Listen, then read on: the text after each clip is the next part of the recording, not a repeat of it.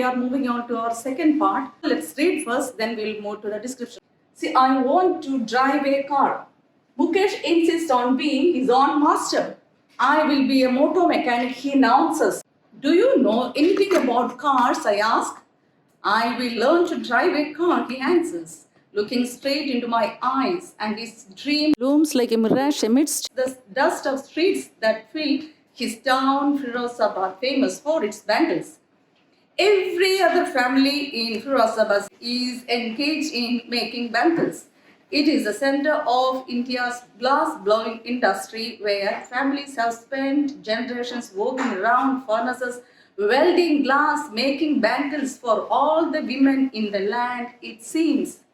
Here in this section, Anizan narrates the miserable life of the bangle makers in the town of this Firozabad. So something is different from our Sahab. Unlike Sahab, he did not want to work for anyone, isn't? But that title started. Sometimes he could express some valuables, but here it is not like that. He is quite determined one, and moreover, he is an ambitious young boy because he has his own high aspirations and he has his own hopes, and he insists on being his own master. And so he wishes to be a motor mechanic. But Anishan frankly asks whether he knows anything related to driving this car. But this Mukesh damnedly replied that he wants to drive a car. And his resolute nature, that is being vividly seen in this paragraph. But something is quite doubtful for this author. What was that? See, his dream looms like a mirage amidst the dust of street that fill his town, Firozabad. Here, what is the meaning of this word mirage? Mirage is something that optical illusion is in. So something which appear to be seen, but actually, so what? It is an unrealistic hope. She just wonders whether he could gain it or not. Now we are moving on to our next paragraph.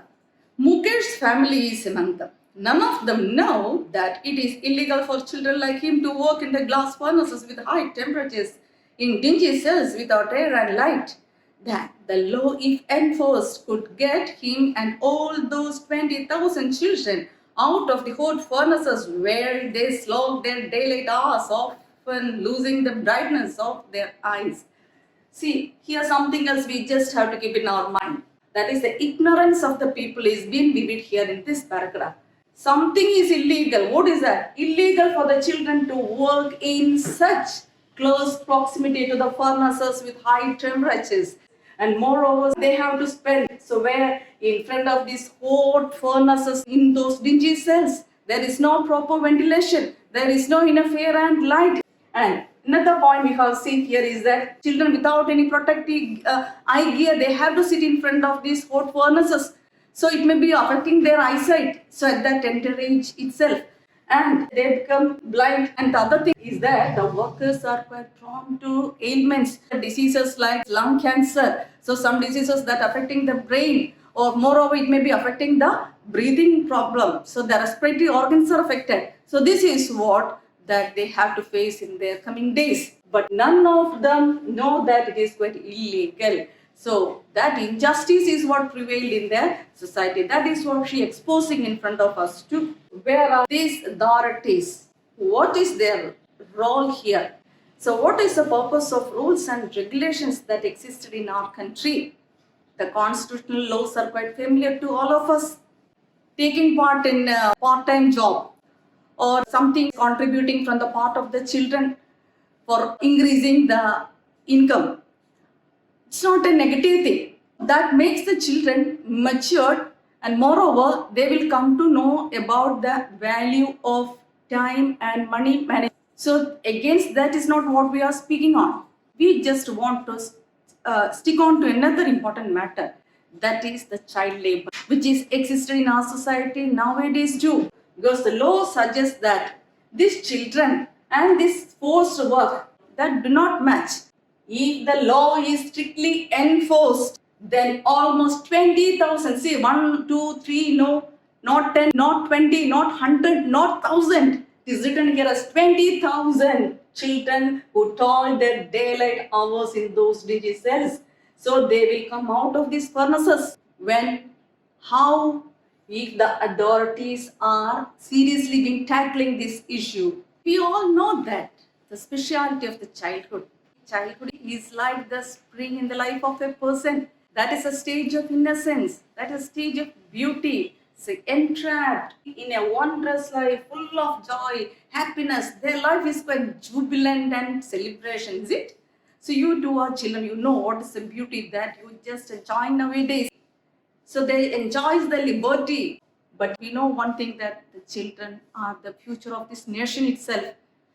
And these children have to contribute significantly towards the growth and development of the country.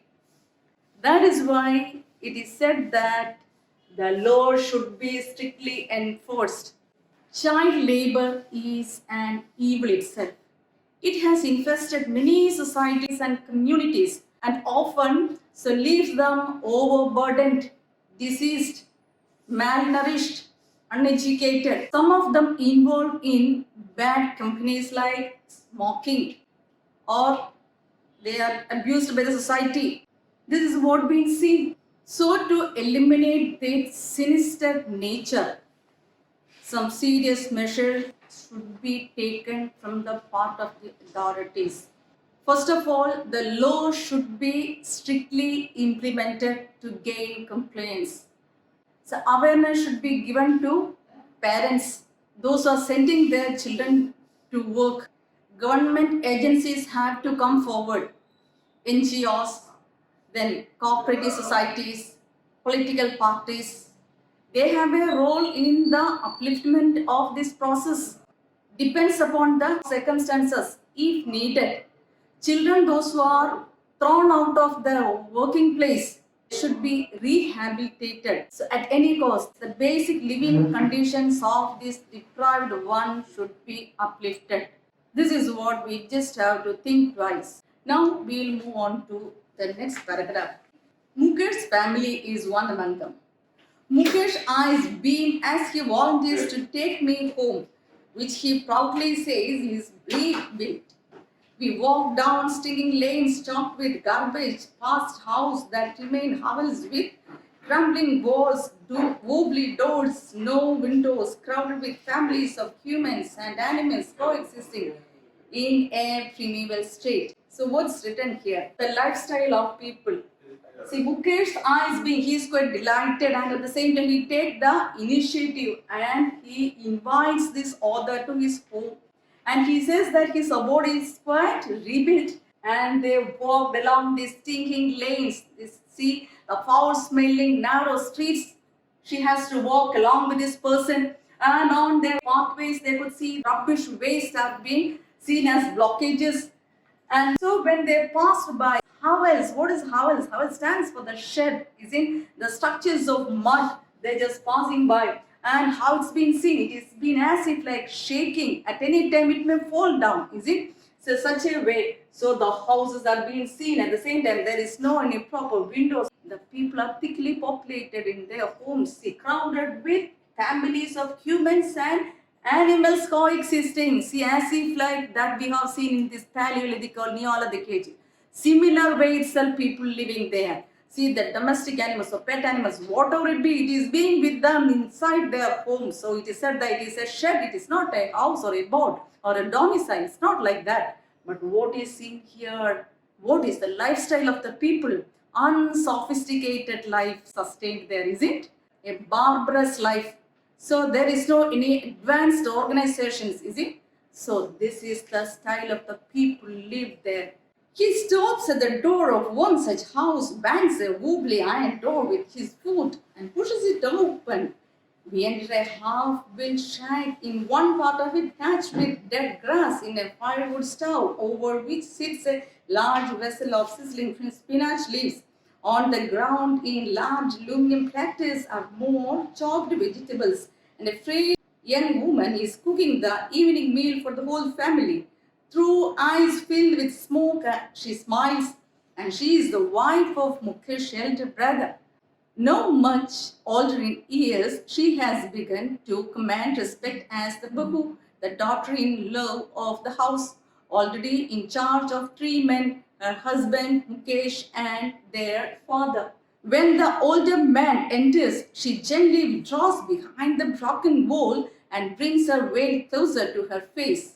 As custom demands, daughters-in-law must veil their faces before male elders. Okay, what's seen here, she just walks along with this person and reaches there at a place, and there in front of the house bangs at a wobbly iron door with his foot, and he pushes open, and then so we could see there a thin young woman. She is engaged in cooking that evening meal for the whole family. She is a mannered person, so cultured lady. Enough etiquette she may have practiced in carrying a taste. She humbly behaves in front of them. And she is the wife of that elder person. And as the custom demands, the daughter-in-laws must veil their faces before the male elders. So unrelated gents being entering there, no? So they put their veil. In some other sections, no, as a part of religious obligation, they just put the veil in front of their face. But here we could see this stands for the modesty to maintain the privacy. She has done so. In this case, the elder is an impoverished bangle maker.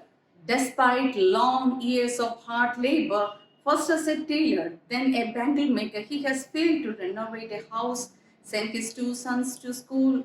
All he has managed to do is teach them what he knows, the art of making bangles. Here, Mukesh's father has toiled hard all his life. So first as a tailor, then as a bangle maker. But he has failed to renovate a house or send his children for further education. But at least he had taught them the art of bangle making. It is his karam, his destiny, says Mukesh's grandmother. So moving from the trodden path, it is something intimidating for them. So here, they consider it as their karam, it as their destiny. So Mukesh's grandmother, who has watched her own husband going blind with the dust from polishing the glass of bangles, can a God-given lineage ever be broken? She implies. Born in the caste of these bangle makers, they have seen nothing but bangles in the house, in the yard, in every other house, every other yard, in every street in Firozabad. So spirals of bangles, sunny gold, paddy green, royal blue, pink, purple, every color born out of the seven colors of the rainbow, lie in molds in unkempt yards, are piled on four-wheeled handcarts pushed by young men along the narrow lanes of the shanty town. So here we could see another pragmatic person. She implies here it as their karam, it as their destiny. Being born in the caste of bangle makers, they have seen nothing. So they have seen only these spirals of these bangles all over their streets in unkempt yards. So it is piled in this handcarts, and that is being pushed by young people. This is only the scene that been seen in the streets. So this is not only for their city, this is not only for their state, but they are distributing and exporting to other states too. And in dark hutments, next to the lines of flames of flickering oil lamps, sit boys and girls with their parents. My fathers and mothers welding pieces of cleared glass into circles of bangles. Their eyes are more adjusted to the dark than to the light outside.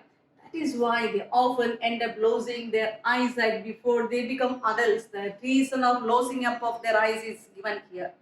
See, again and again, accents that emphasizing that they are quite ignorant or simply they sleep out the matter. In dark hutments, they've been seated there, and these flickering lamps are there in front of them, and their eyes are quite adjusted to that, and there is no enough light inside their those dingy cells. But something else is being seen different from the previous paragraph. That is, they enjoy being with their parents. Sit boys and girls with their parents. So that is something pleasurable for them. That is quite enjoyable for them. So let's move to the next paragraph. Savida, a young girl in a drab pink dress, sits alongside an elderly woman soldering pieces of glass, and her hands move mechanically like the tongs of a machine. I wonder if she knows the sanctity of the bangle she helps make, or it symbolizes an Indian woman's suha, auspiciousness in marriage. It will dawn on her suddenly one day when her head is red with a red veil, her hands dyed red with henna, and red bangles rolled onto her wrist. She will then become a bride. What's written here? See, author notices a young girl in her dry pink dress seated nearby to an elderly woman, and she is providing some help to that lady. Ashton just simply wonders whether the child knows the sanctity or the auspiciousness of the matter that she is just molding or creating there. But one thing is quite assuring from the part of Einstein, who was that when she will become a bride, she will recognize the beauty or the sanctity of why she has made. So, what's the importance of these bangles in the life of a person that she will come to know only later, and that day is when she become a bride. Like the old woman beside her who became one many years ago. She still has bangles on her wrist but no light in her eyes. Yet what sir bahar khana bhi nahi khaya. She says in a voice drained of joy. She has not enjoyed even one full meal in her entire lifetime. That's what she has reaped. Her husband, an old man with a flowing beard, says, I know nothing except these bangles. All I have done is make a house for the family to live in. Hearing him, one wonders if he has achieved what many have failed in their lifetime. He has a roof over his head, the cry of not having money to do anything except carry on the business of making bangles. Not even enough to eat rings in every home. The young men echo the lament of their elders. Little has moved with time. It seems in Firozabad, years of mind-numbing toil has killed all initiative and the ability to dream. What is in here? Despite the toil, she had not at all even enjoyed full meal, yet works her father khana pi nahi kaya. So all these that poignant situations these people are undergoing.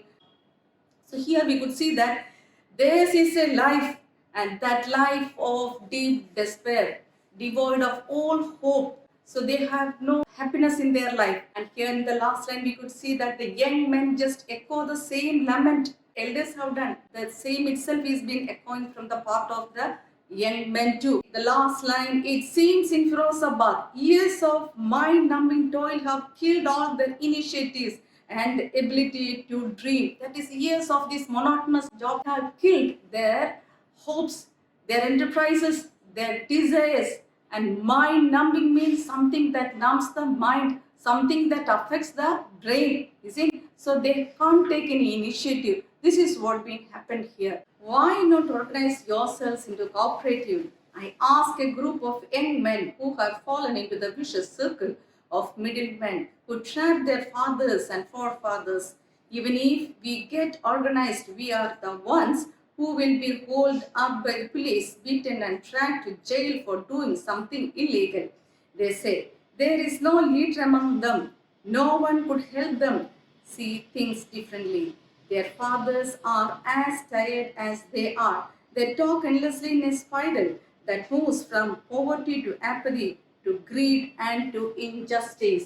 See, the author here becomes quite furious. Why? Why you people can't organize yourself into a cooperative? When she analyzed and come to the conclusion that the main important factor behind is a terrifying truth. And what is that? Even if they get organized, they are being ruled by the police and are imprisoned, is it, for doing something illegal. And come to the text and see there is no leader among them. No one would help them to see things differently. And even their fathers or forefathers, they are quite tired and fed up. So, what is the reason behind it? The reason is these unfavorable social and legal systems that prevail in the society. They are living in such a marginalized world. They have their own debts, and at the same time, they are living in such a poverty level. And all kinds of cruelties will make an obstacle in front of them. So that will deny their rights to live. So this is what happened. So the conditions are not favorable to them. Discrimination that being seen among these haves and have-nots. rich and poor. So here says that the social and legal systems, unfavorable conditions, deceptive lawyers, moreover their own destiny, keep them perpetual poverty. See the next point. No leaders are there among them. If by chance taking an initiative, what may happen? They will be imprisoned and sent to jail. They are overtaken by apathy, poverty, and greed. What is apathy? Apathy stands for the injustice. Now moving on to the last paragraph. Listening to them, I see two distant worlds. One of the family caught in a web of poverty, burdened by the stigma of caste in which they are born. The other is a vicious circle of the sahukaras and middlemen, the policemen, the keepers of law, the bureaucrats, and the politicians. Together, they have imposed the baggage on the child that he cannot put down. Before he is aware, he accepts it as naturally as his father. To do anything else would mean to dare. And daring is not a part of his growing up. When I sense a flash of it in Mukesh, I am cheered. I want to be a motor mechanic. He repeats, he will go to a garage and learn, but the garage is a long way from his home. I will walk, he insists. Do you also dream of flying a plane? He is suddenly silent. No, he says, staring at the ground in his small murmur. There is an embarrassment that has not yet turned into regret. He is content to dream of cars that he sees hurling down the streets of his town. Two aeroplanes flying over Firozabad. So here the author finds two distinct worlds, and one is the exploited family caught in the web of poverty, the stigma of the caste in which they were born. What is a stigma? Stigma stands for the disgrace. Another one is the vicious circle of those who exploit them. And they are the sahugaras, middlemen, politicians, lawmakers, policemen, and these bureaucrats. Together, these people have imposed a baggage upon the child that he cannot put down. So wholeheartedly, the child receives that legacy that is being passed on to him. He is not listless. He is not a lethargic one. So he too has that indomitable spirit to conquer. But the possibilities are less in front of him. The author reminds here that a concerted effort should be taken from the part of the authorities or leaders to boycott all kinds of manipulations that existed in our society. This issue should be tackled with utmost responsibility and in a sensitive manner. Then only these children could enjoy the respect and independence. The author is quite enthusiastic and happy. The reason is that Mukesh thinks a little bit differently than the other ones. Other ones are quite sticking on to the tradition that is existed in their world. But he is apart from them and he has his own dreams. So dreams of becoming a motor mechanic, and he just want to go to the garage. And that is a long way from his house. This shows his determination to achieve that target or the goal. And where there is a will, there is a way. That is what being seen in the life of this Mukesh too. So this boy is quite filled with joy and he has his own dream. He is a sagacious person and he is quite shrewd and he is prudent in his thinking and says that, see, I want to become a motor mechanic. And moreover, he was quite ready to make his destiny come true by choosing a new vocation, and he just want to break down all those traditions that existed in his society. The age-old beliefs are being there in the mind of people. This is what he just want to break down. See, students, Mukesh in this lost spring has dreaded to dream. He is thinking of throwing away the baggage of traditions and the family profession. To be able to dream is very important for a person. Otherwise, there is no future. Every mission or achievement has been a dream in its infancy. Nurtured realistic dreams are like the foundations of a successful person. Our dream should be realistic, that should be achievable, and at the same time, that should be well grounded. Dreams without realization are wasted efforts. Can you imagine a world without Shakespeare and John Keats, or without J.K. Rowling, or without Sachin Tendulkar and Lionel Messi, or without Mahatma Gandhi and our 11th President APJ Abdul Kalam? Absolutely no. So, and in the case of these great scientists like Stephen Hawking, Albert Einstein, Edison, Louis Pasteur, see, there is a long list there in front of us. Difficult to visualize. Their contributions are quite great for our world. They have donated a lot to the world. History has proven that those who dare to dream the impossible are the ones who break all human limitations.